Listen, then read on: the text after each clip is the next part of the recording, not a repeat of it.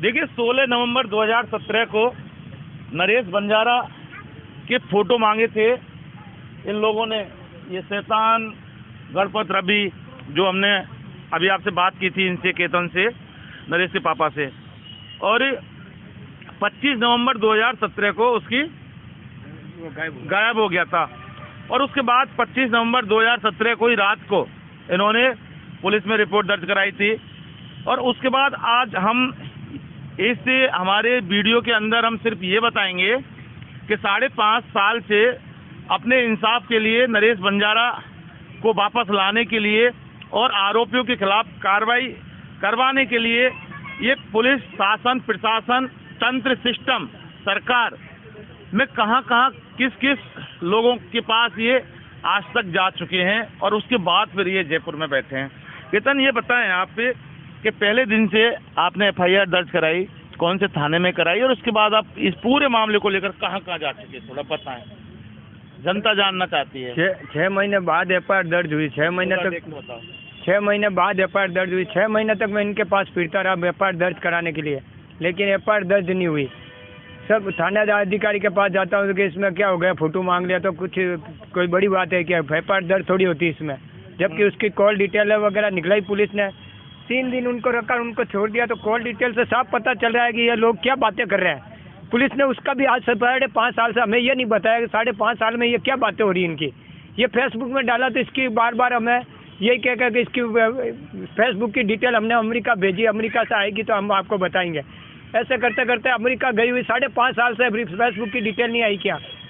इसके फोटो मांगने पर हर बार अलग अलग बयान दिए इसने, चौकी में और थाने में। उसकी बयानों की पता नहीं इन्होंने क्या वीडियोग्राफी की या नहीं की। पुलिस अपनी मन मर्जी से इसके बयान लेकर लिख रही है। वो बोल रहा है जो सही बता रहा है, और हम जो बता रहे हैं मतलब गलत है। हम उसके बारे में कहाँ गए आप? हम पुलिस कमिश्नर के पास गए, थाना अधिकारी के पास गए, या सरकार को भी हमने लेटर भेजे। पहले आपने गुमशुदगी रिपोर्ट दर्ज कराई, कौन से थाने में कराई? गुमशुदगी हमने प्रताप नगर थाने में दर्ज करवाई। इन्वेस्टिगेशन ऑफिसर आईओ कौन था उस वक्त? इन्वेस्टिगेशन ऑफिसर थे हरी सिंह, जांच अधिकारी। थानेदार थे अचल सिंह, प्रताप नगर थाना अधिकारी थे अचल सिंह जी, और जांच अधिकारी को बनाया चौकी मसूरिया पुलिस चौकी का हरी सिंह जी है। ठीक है। उसके बाद उनके दोनों के पास फिरता रहा, फिर भी मुकदमा दर्ज नहीं हुआ। कमिश्नर साहब को भी लिखित में दे दी, उसके बाद भी मुकदमा दर्ज नहीं हुआ।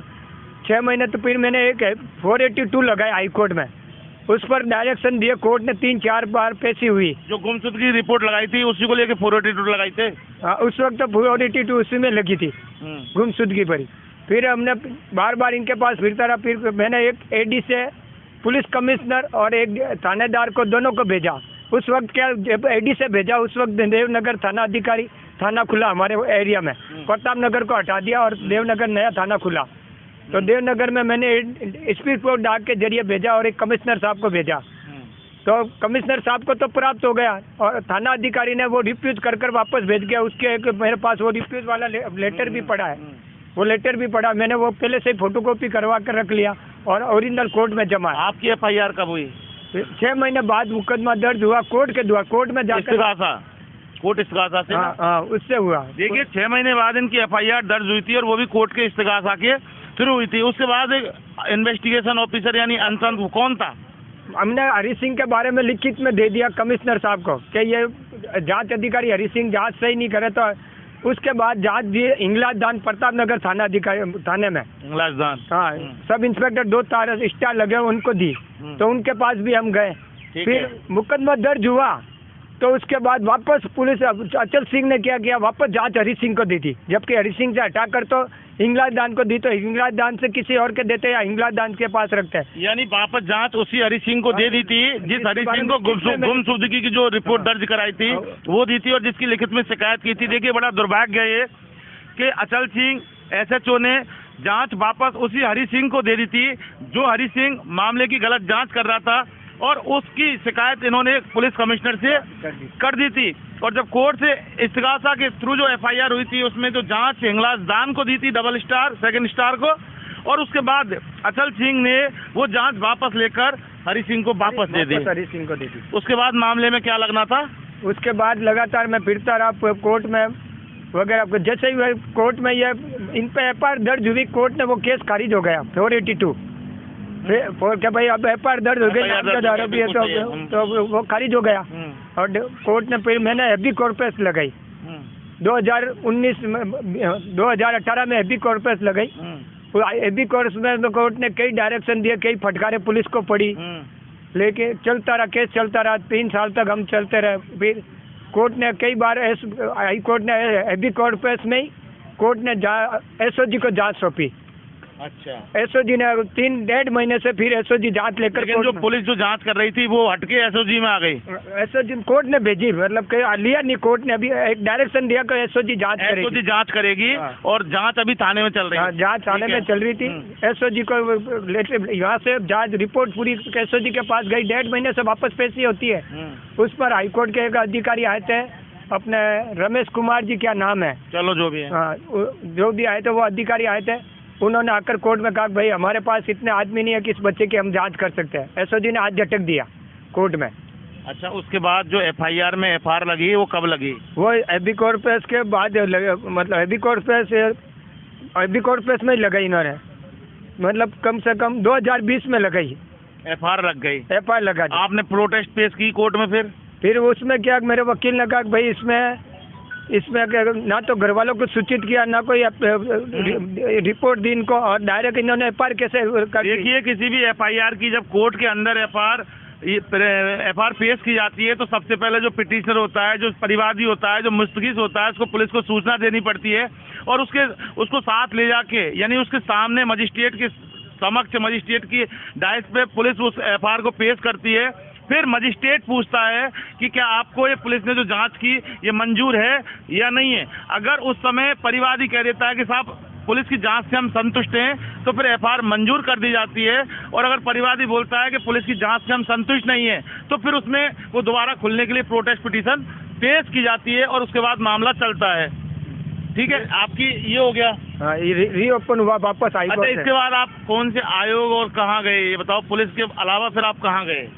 पुलिस के अलावा हमने एक लेटर लिखा था, मतलब बच्चा साल भर बाद में प्रधानमंत्री का, गृह मंत्रालय, मानवाधिकार आयोग के लेटर आए, और प्रधानमंत्री के वहाँ से भी मिनिस्ट्री ऑफ पब्लिक गवर्नमेंट से एक लेटर आया चीफ सेक्रेटरी के नाम, उसमें 2019 में।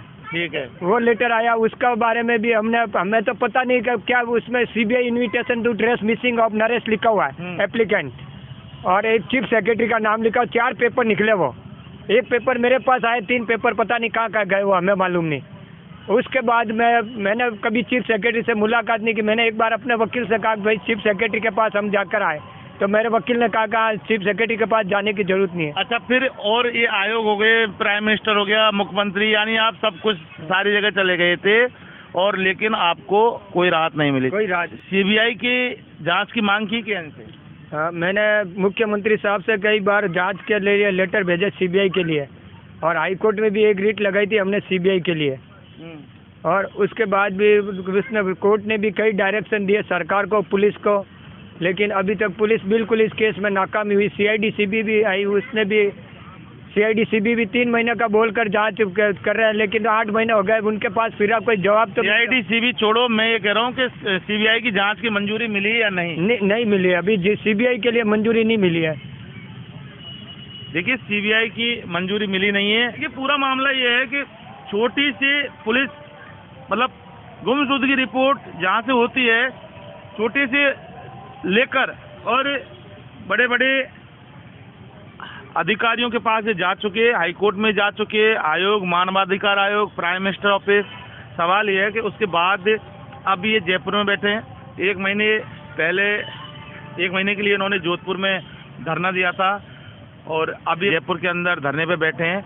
पूरी लड़ाई कानूनी लड़ी है, लेकिन सवाल ये है कि लड़ाई कितनी भी लड़ी, लेकिन बच्चा आज तक इनका वापस नहीं आया है, और आएगा भी कैसे जब तक पुलिस आरोपियों को गिरफ्तार नहीं करेगी, उनसे पूछताछ नहीं करेगी, और उनके खिलाफ मामला दर्ज करके, यानी मामला जो दर्ज है उसके पूरी क्रॉस से जो एग्जामिनेशन होती है, और उस तरह से अगर पुलिस पूरी 3rd डिग्री या जो भी काम अपना अनुसंधान के जो तरीके होते हैं उनको अगर तरीके से पूछताछ करके ही काम करेगी, तो ही इनको इंसाफ मिल पाएगा। तब इनका बच्चा वापस आ पाएगा। बाकी 5.5 साल तो हो चुके हैं और आगे कितना वक्त और होगा इसके बारे में कहा नहीं जा सकता। मतीज पारिक के साथ इन्वेस्टिगेशन मीडिया के लिए शहीद स्मारक से मैं जितेंद्र शर्मा।